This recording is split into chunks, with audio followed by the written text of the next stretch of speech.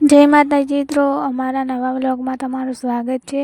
તો આજ હતો રવિવાર, તો અમારા રવિવાર પડવા આવ્યો તો ધાણોદ જવ માતાના મંદિરે। તો હોય ખૂબ બધી ભીડ હોય, જેમ કે જવ માતા મનોકામના બધાની પૂરી કરે। મિત્રો જો જવ માતાના દર્શન કરી લીધા, ધાણોદ આવી હતી। તો મિત્રો તમે પણ ધાણોદ આવો અને તમારી મનોકામના માતા જવમાં પૂરી કરે બધાને। મારી પણ મનોકામના પૂરી કરી હતી અને તો ત્યાં ખૂબ જ વસ્તી આવે છે, તો તમે પણ આવજો। અને જો આવેલા હોય તો કમેન્ટમાં જય જવમાં લખજો। તો જો આ નીચે મંદિરે મસ્ત જવ માતાનું અને ઉપર પણ મંદિરે તમને બતાવું। તો મિત્રો જુઓ, આપણે ભોય મેં હમણાં દર્શન કર્યા અને ઉપર મંદિરે, તો ઉપર મસ્ત મંદિર છે સરસ। જુઓ પછી લાગુ પણ મહેશભાઈ ફોટો પાડી મંદિરનો। જુઓ મંદિર અંદરથી કેવું છે, સરસ છે। તો મિત્રો અહીંથી દર્શન કરીને અમે જવાના તળાવમાં માતાનું મંદિર છે ત્યાં।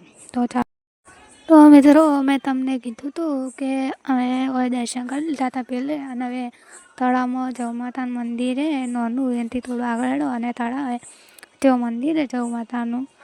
તો રમેશભાઈ કમલેશભાઈ આગળ અડી, તો જુઓ તે વ્લોગ બનાવતી હતી, તો રમેશભાઈ શીખવાડી, કમલેશ તો ઉપર કોક જોવે।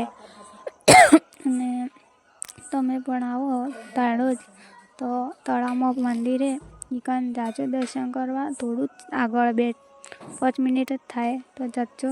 અમે પણ જો ત્યાં દર્શન કરવા, તો તમને બતાવું। જુઓ ઈકાન મંદિર, ચાલો મિત્રો। તો જુઓ, તો આપણે આવી જ ઈકાન મંદિરે, તળાવમાં મંદિરે જવ માતા નાનું। તો જો સીડીઓ જેટલી બકતી ટોઈ, તો જો આવી જ અમે મંદિરે દર્શન કરવા થયો।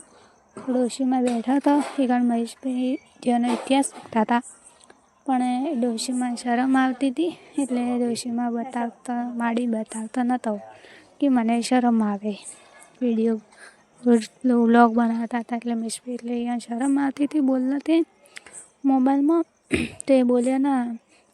બસ આમાં દર્શન કરવા બાકી તો કમલેશ દર્શન કરવા લાગ્યો, અને હું પણ હવે દર્શન કરવા જાઉં પણ ચાલો।